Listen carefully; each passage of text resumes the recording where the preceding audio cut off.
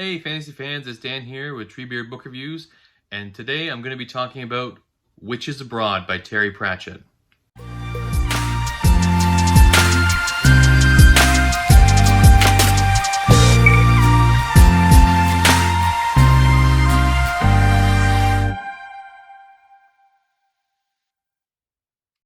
Okay, Witches Abroad, let's get into it. So this book is the 12th book in the Discworld series by Terry Pratchett, but it's the third book, the third Witches book that follow the Witches of Longcra. So Granny Weatherwax, Nanny Og, and Magrat Garlic. So this video is going to be a spoiler-free review, and again, I'm just going to talk about the things I like, maybe things I didn't like, and my overall rating for the book, and recommendations if you should read it. So the thing with like Terry Pratchett books and Discworld books, they're all kind of self-contained stories. There's no real like reading. There's several reading orders you can do, whether it be publication order or just following a type of series. But all of these they're really self-contained stories, and you can enjoy them really out of order if you'd like. There's no real hard and fast rule that you need to read Equal Rights and the Weird Sisters before. I would maybe recommend reading Weird Sisters before this one, just so you're introduced to the characters of Granny Weatherwax, Nanny Og, and Magrat Garlic. But you really don't need to. Like, this book is quite like self-contained. You really get to learn about the personalities, and like they really develop a little bit more, I found, in this one than they did in the Weird Sisters. So let's talk about the plot. So like, again, spoiler free. So in this book, the witches, mainly the main focus on this book is going to be around the two big witches, like Granny Weatherwax and Magrat Garlic. So Magrat inherits and becomes a fairy godmother, and she's sent on a task to stop someone from getting married.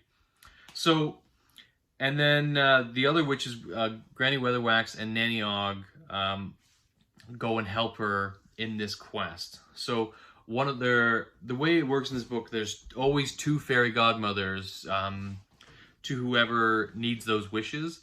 There's a good one and a bad one. So it's up to you to decide who is a good one, who's a bad one in the story. Magrat Garlic becomes the new fairy godmother.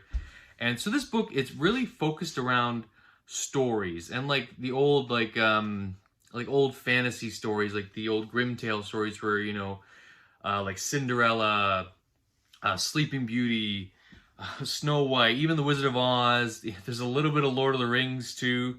So this book is all around like stories and how characters can get caught up in stories and the power of stories, and how the only really way to break a story, you have to break it at the right time.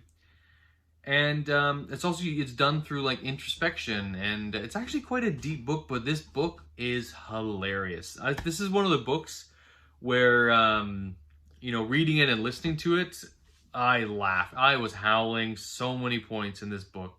This book is so funny, and it's probably my favorite of the Witches books that I've read so far.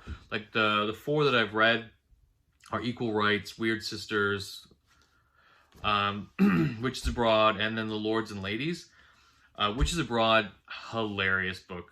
So yeah, so that's really the plot. So it's, again, like the witches going on an adventure like into Genua, which is a faraway land. It's a foreign place to the witches, and the witches, they're really from like Longcra. It's a small like mountain little country where they actually kind of remind me of like Northern England, like those from the people from Northern England, like York and Sheffield area, where they're gruff, they're stuck in their ways, and super funny book. So let's get into the good.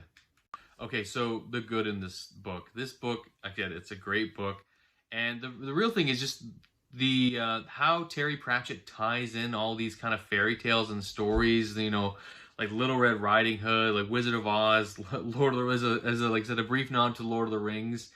But it's done in a way that really flows in the story and kind of shows you the power of stories, and it's so enjoyable to see this kind of reimagining, like this this new interpretation on stories, and how we saw them as whimsical and like safe and, you know, happy endings, where is they could actually lead to pretty bad endings, and or not just in terms of the story, but for the people who are stuck in them. So such a good like premise. Really love this this take on like the fantasy and the stories. So much fun. I guess the other good too is to get into the characters. So my favorite character in all of Discworld right now is Nanny Og. I love Nanny Og. All of her all of her lines. She's like this, like the witches in these books, like they represent the triune goddess. So like the maiden, the mother, and the crone. So the mother being Nanny Og. So she's got like this abundant family with God knows how many kids and grandkids. And she's motherly, but she's also like serious, and she's funny, and she's quick. She's so quick with like you know, getting to a joke, or and she has this cat from hell named Grebo that it's just so excellent. Nanny Og, like I said, one of my favorite characters. She really you kind of need Nanny Og to balance Granny Weatherwax, and I think without Nanny Og, Granny Weatherwax is a less interesting character. So yeah, Nanny Og, great character, so much fun, so funny. Like everything, every time there's like a Nanny Og line, I think most of the lines I laughed at were Nanny Og lines. So really good. So next is Granny Weatherwax.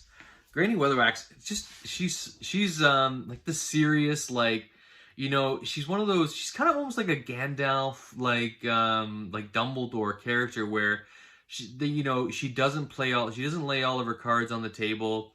She's always seems to be steps ahead of all the other characters, and you know, she really understands that magic comes with a price, and the magic she does is really like psychology, where she calls it headology. She lets people beat themselves, and yeah, she's such a clever character. She's like, she really doesn't like traveling abroad, or, you know, anything foreign to her. But, you know, she's one of those characters. She has a rough exterior, but she's a really big heart, and really like Granny Weatherwax.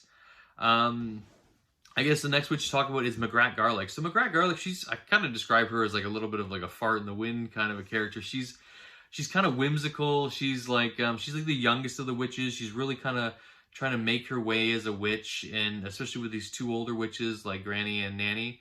And she's really fun. She's innocent, kind of naive, and she has like strange opinions of what a witch should be, but she's genuinely a really good person.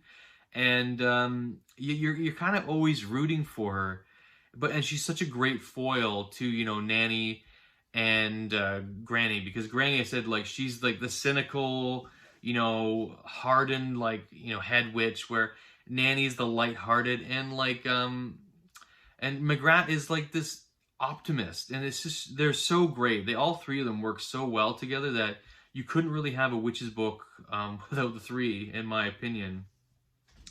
And so some other side characters that were really interesting in this book that I'd like to talk about is Lilith. Lilith was a pretty good villain. Like, you really feel her her hands everywhere, and how influential and how powerful she is as a villain, and how she's laid all these traps for the protagonist, and like how she set everything in motion. Lilith was a really good villain.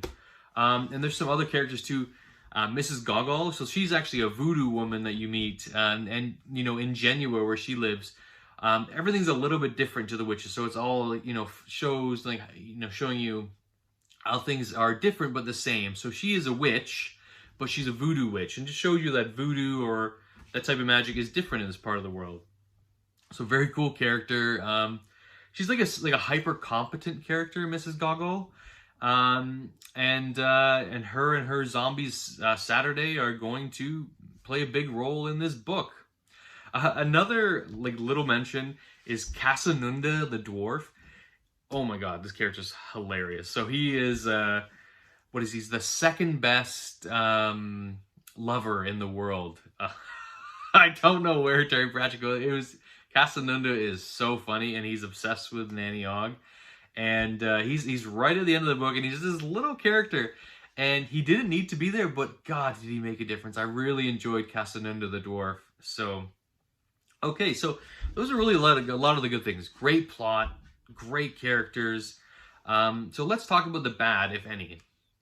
Okay, so getting into the bad, I really don't have much bad to say about this book. It's actually quite a short book, and it's really tight. Like the book, it clips along at a great pace. I cannot think of anything bad, and that's probably going to show up in my rating here because this book it's one of the funniest Discworld books I've ever read, and I said like there wasn't like I was probably driving my wife nuts because I was laughing all the time when I was reading this book, and so really, if there's anything really bad to say, it's you know, this book does better on a reread because I've read this book now twice in the last few weeks, just to because I listened to it on an audiobook and then I reread it.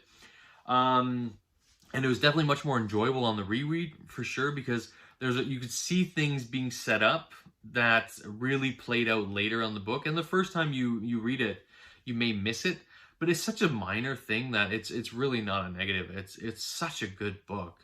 And I guess no surprise for this one. Like again, Terry's done it again with Witches Abroad.